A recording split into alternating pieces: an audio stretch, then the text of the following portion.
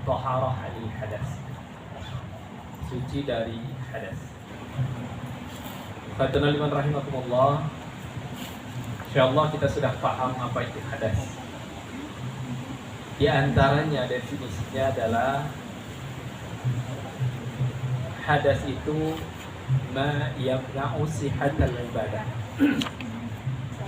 Sesuatu yang dengan karenanya ibadah kita tidak sah. Dan kemudian hadas ini ada dua macam. Ada hadas asghar yang kita artikan dengan hadas kecil. Kemudian ada hadas akbar, hadas besar. Isinya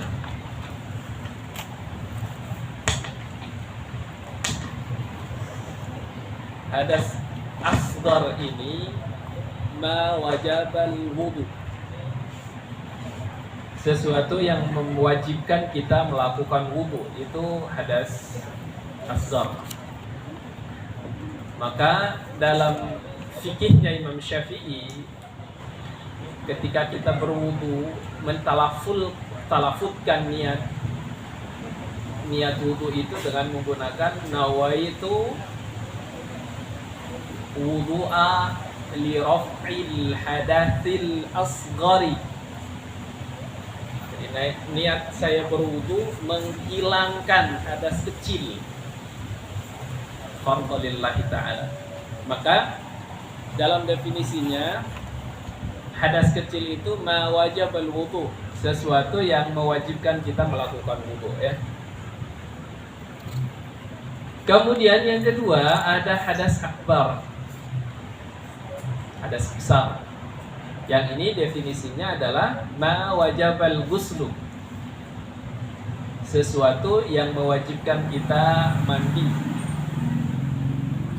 Maka itu disebut hadas akbar. Dalam niatnya Imam Syafi'i mentalafutkan nawaitul ghusla li raf'il hadatsil akbari. Niat saya mandi karena menghilangkan hadas besar. Kalau junub minal jinabah, kalau haid minal haid, kalau nifas minan nifas, atau kalau habis mimpi apa namanya, mimpi basah min khurujil mani. Maka kemudian dalam definisinya adalah ma wajabal ghusl, sesuatu yang mewajibkan kita untuk melakukan mandi. Ini hadas akbar, ya. Baik, ya, ada masukan, suaranya jadi dua, ya.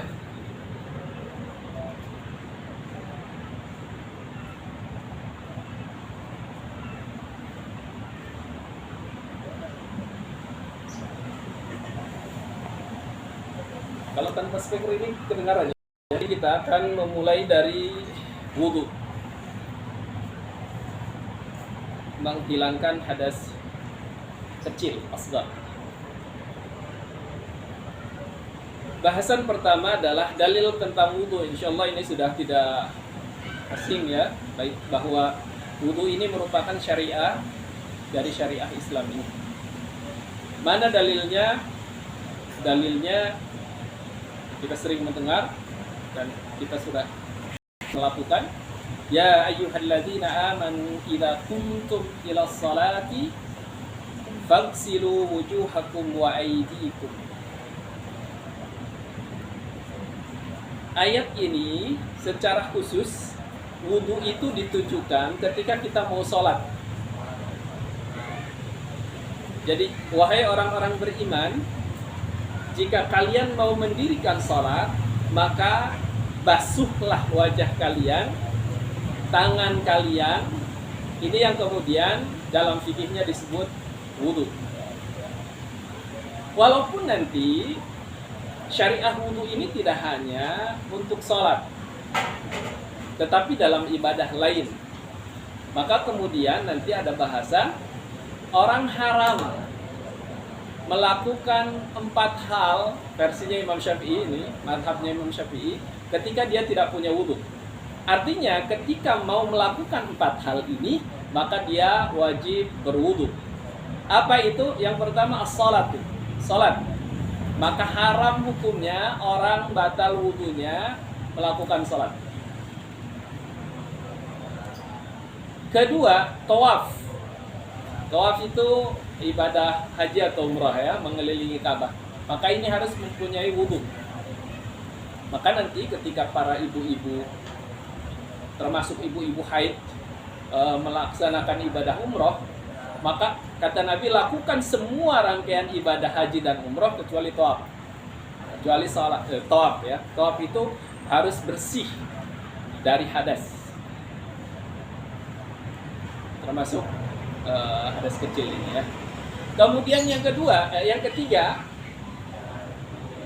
yang haram ketika tidak punya wudhu itu adalah mashul mashaf. Ini pendapatnya Imam Syafi'i ya, menyentuh mashaf. Jadi nanti kalau tidak punya wudhu, tidak diperkenankan menyentuh Al-Quran. Ini fikihnya Imam Syafi'i. Keempat adalah hamluh, membawanya, membawa mashaf.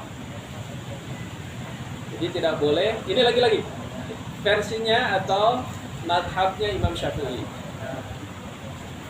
Kenapa Imam Syafi'i begitu beda dengan yang lain, mazhab-mazhab yang lain kaitannya dengan interaksi dengan Al-Quran?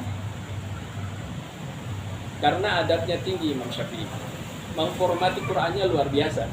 Sampai beliau mengatakan, orang yang tidak punya wudhu haram menyentuh dan membawa mashaf. Tapi imam yang lain ada yang mengatakan, kita mau mengikuti yang mana? Ini lebih, yang lain sepakat semuanya dalam rangka beretika, beradab dengan Al-Quran harus suci. Karena ada ayat, la yamassuhu illal mutahharun. Tidak boleh menyentuh Al-Quran ini kecuali orang suci. Di antaranya dimaknai oleh Imam Syafi'i taharah anil hadas, bersih dari hadas. Tidak hanya, walaupun teks ayatnya wudu itu dilakukan ketika mau sholat, tetapi nanti dalam fikih tidak hanya sholat yang harus punya wudu, tetapi tawaf. Kenapa tawaf harus punya wudu? Karena badal sholat. Tawaf itu sama dengan atau pengganti tahiyatul masjid.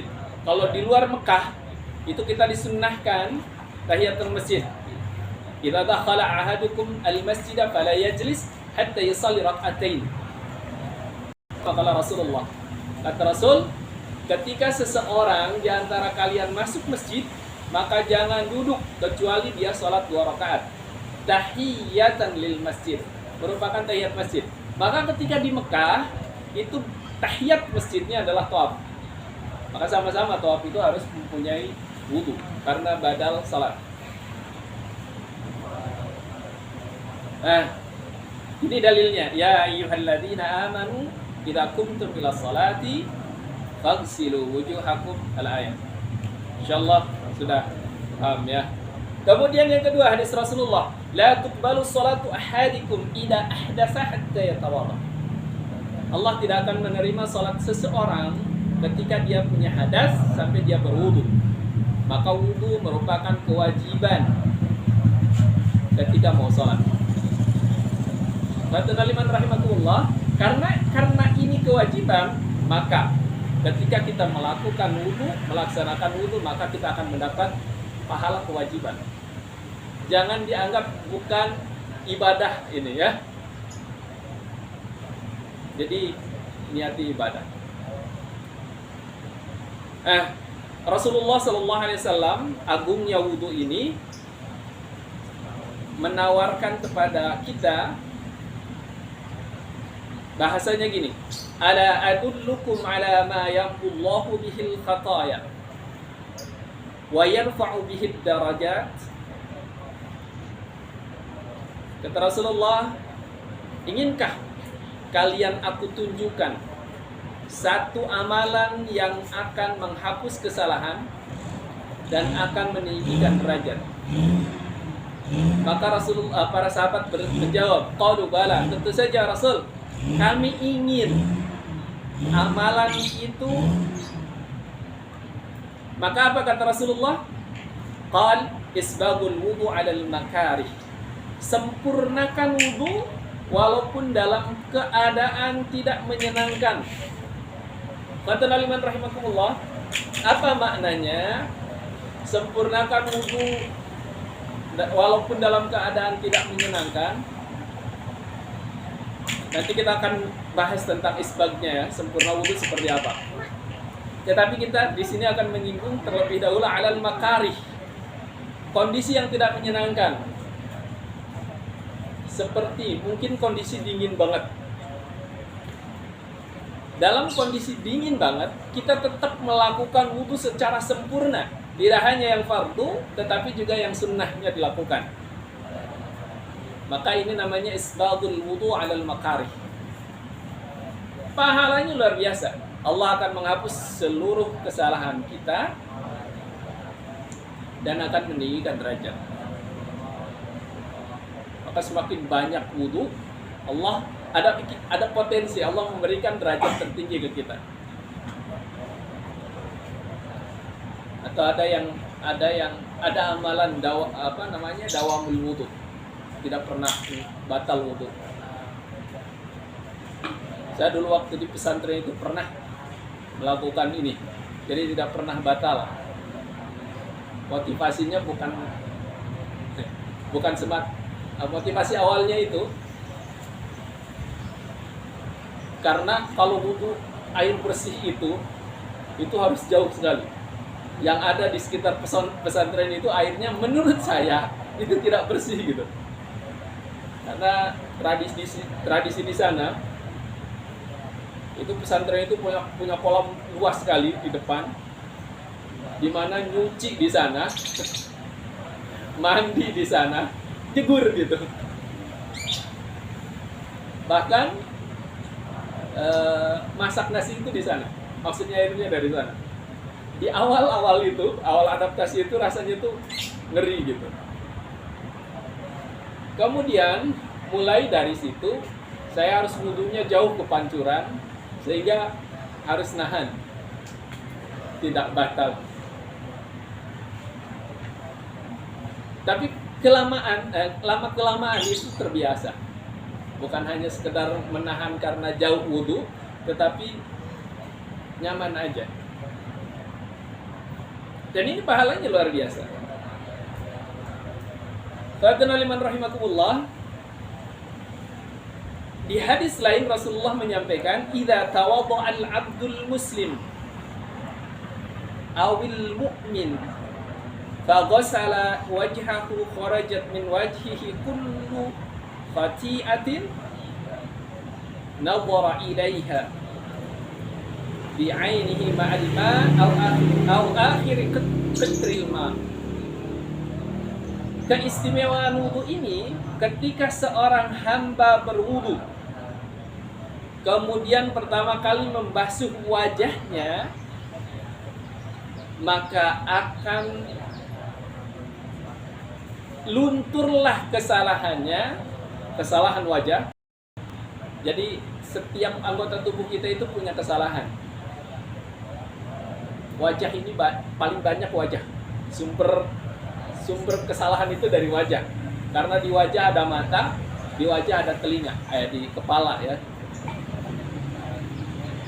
Maka kemudian kata Rasulullah, ketika kita membasuh muka, maka kharajat, akan luntur, akan keluar kullu khati'atin nadhara ilaiha bi'aini, seluruh kesalahan yang dihasilkan oleh wajah. Mata melihat, mulut menggibah dan lain sebagainya. Maka inilah janji Rasulullah, yamhu Allahu al-khataya. Allah menghapus kesalahan. Baru saja membasuh muka, maka kesalahan yang dihasilkan dari muka akan dihapus oleh Allah Subhanahu wa taala.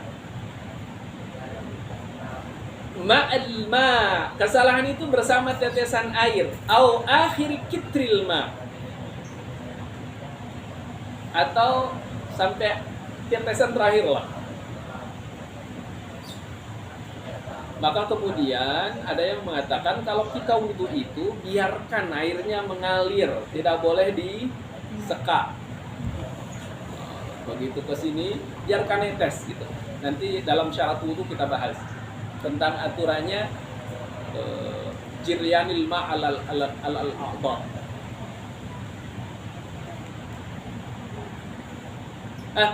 Pun demikian ketika kita membasuh tangan, maka kesalahan tangan itu yang dihasilkan oleh tangan itu akan luntur. Allah ampuni segala kesalahan yang dihasilkan dari anggota wudu kita.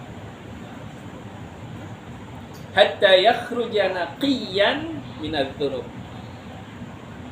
Sampai kita itu bersih dari dosa.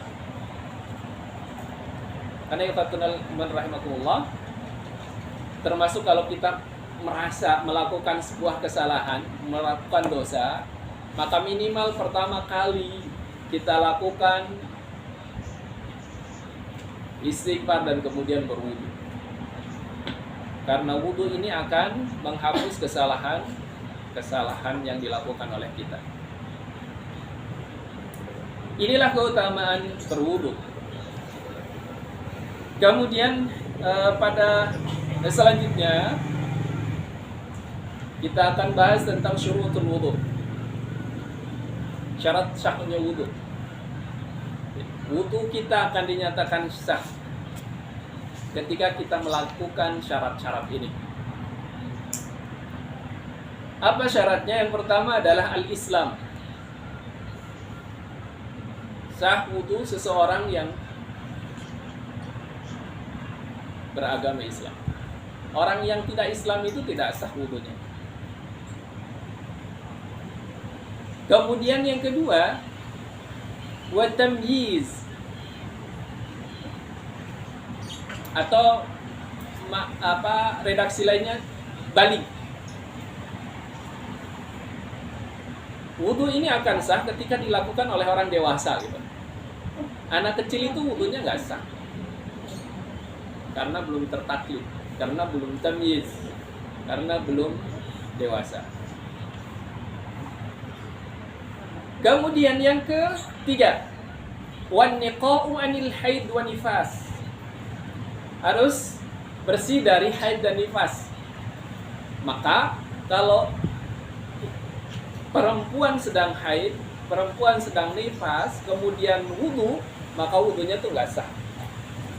Karena syarat sahnya wudu itu adalah dia harus bersih dari haid dan nifas. Kemudian juga harus bersih dari amma yamna'u wusulal ma'i ilal bashar. Harus bersih dari benda yang menghalangi air ke anggota wudu kita. Ini kasus yang sering terjadi nih. Ini makanya hati-hati nih.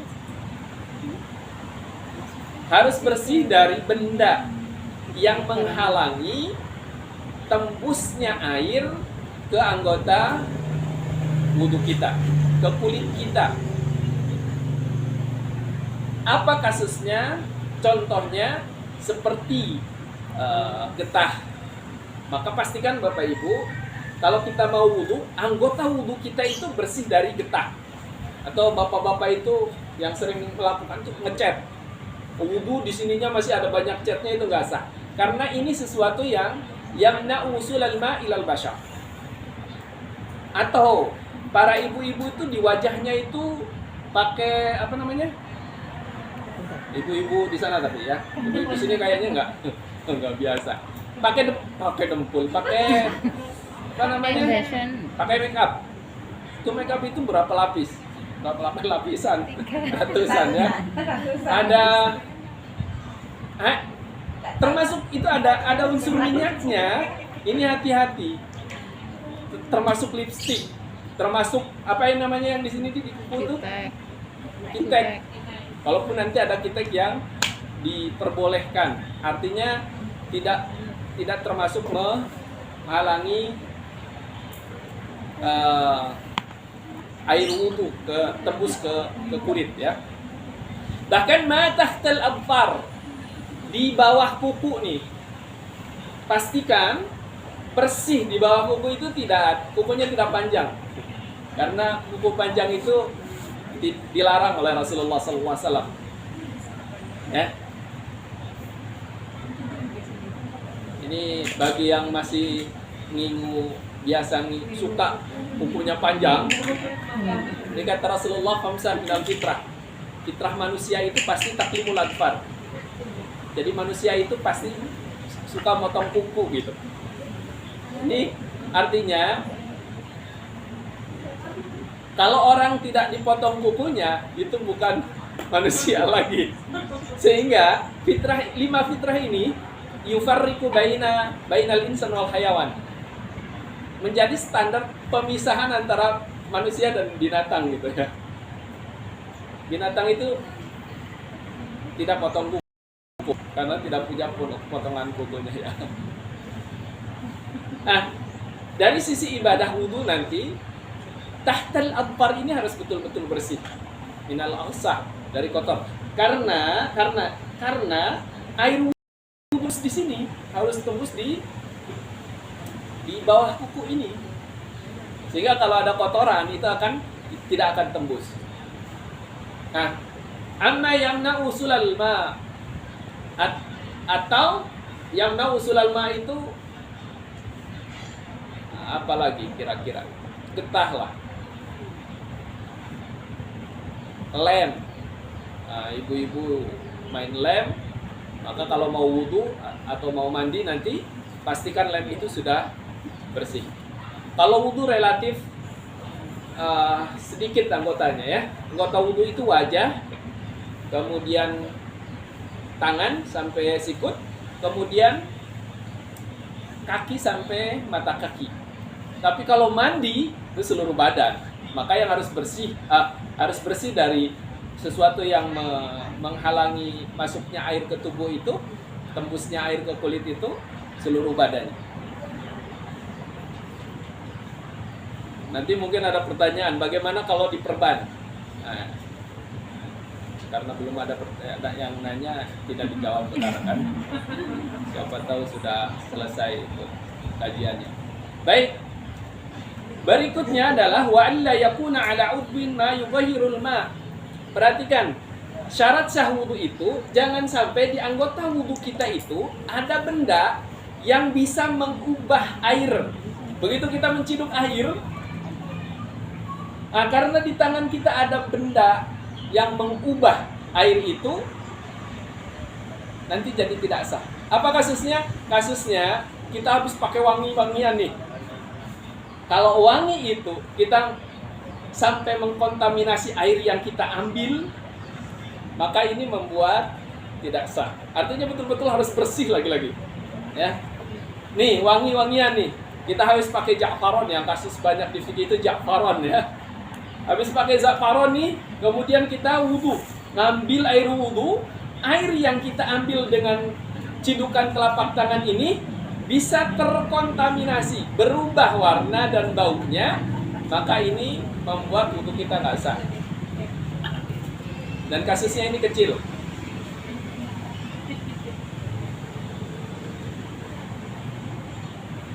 Kemudian berikutnya adalah wal ilmu bi fardiyatihi. Wudu yang sah itu ketika dia tahu tentang bagaimana cara wudhu, bagaimana ilmu wudhu. Ini syarat ya. Jadi orang yang tidak tahu ilmu wudhu kemudian berwudhu, tidak sah wudhunya.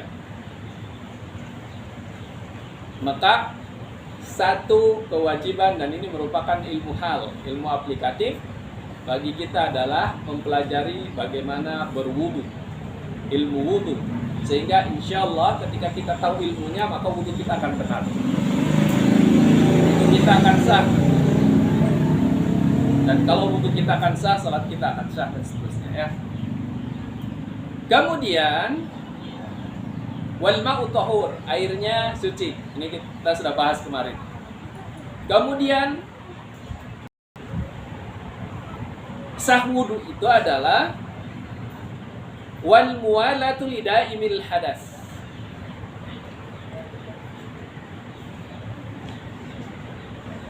Ketika berwudu itu harus berlanjut gitu, tidak ada jeda. Bagi terutama nih, bagi yang daim hadas, selalu berhadas, kayak beser. Beser itu beser ya. Kencing terus. Orang yang kencing terus atau kentut terus, orang kentut terus, maka dia wajib ketika berwudu itu mualah. Mualah itu berturut-turut. Membasuh muka di sini langsung gitu. Kalau bagi yang tidak punya penyakit itu, basuh muka di keran situ. Pindah ke, itu boleh pindah ke blemberan. Sepanjang catatannya air basuhan di muka itu masih belum kering. Jadi pindah tempat sepanjang ini belum kering, maka boleh. Tapi kalau sampai kering, berarti itu jaraknya jauh banget. Itu harus dimulai dari awal lagi. Tapi kasusnya kan jarang. Orang yang wudunya di jeda-jeda. Termasuk ini, ada yang kasus di keran itu ternyata kehabisan air. Maka pindah di keran berikutnya yang ada air. Itu lanjutkan saja, tidak usah memulai dari awal. Karena yang harus muwalatun itu, berturut-turut itu, berlanjut, tidak ada jeda itu bagi yang daimil hadas.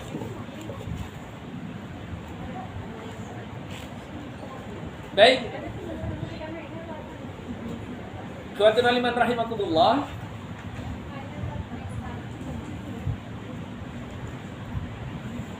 Itu syarat sah wudu. Hal yang paling sering terjadi adalah kita atau sebagian orang lalai tentang an-niqa anna yamna'ul ma ilal bashar. Yang sering lalai adalah menghilangkan sesuatu yang menghalangi tembusnya air ke aurat. Dari getah, dari macam-macam, termasuk kasus para ibu-ibu sosialita di sana itu dari make up itu. Kemudian bapak-bapak habis ngecat, ibu-ibu di sini kalaupun tidak pakai make up yang kayak sosialita itu, minimal habis itu tuh mau masak nangka itu kan ada getahnya, hati-hati itu.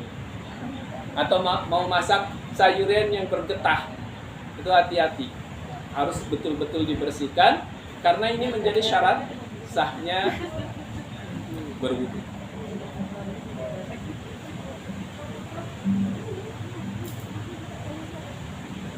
Baik.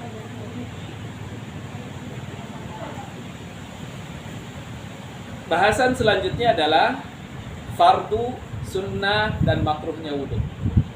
Kita akan dirangkum dalam kaifiyatul wudu. Bagaimana tata cara wudunya Rasulullah SAW? Maka kita akan bahas itu saja langsung. Ya, karena kalau per poin itu waktunya terlalu lama. Satu, kaifiyah wudunya nih. Dimulai dari ayyadha'al ina an yaminihi in amkana. Meletakkan wadah air untuk wudu itu sebelah kanan kita. Atau termasuk ibu-ibu, posisi keran itu sebelah kanan kita. Jangan sebelah kiri. Jangan sebelah kiri. Sunnah tayamun ya. Yang kedua, ternyata ini memang sunnah tayamun itu. Kita melakukan yang positif itu harus kanan ya. Yang kedua, ternyata dalam praktek wudu itu, kalau posisi keran, kalau kita pakai keran ya, di sebelah kanan, atau relatif ya. Saya tuh lebih nyaman gitu. Gini kemudian kayak gini. Beda dengan kalau gini kayak gini. Rasanya itu, walaupun ini relatif, nanti setiap orang kenyamanannya. Tetapi aturannya sebelah kanan.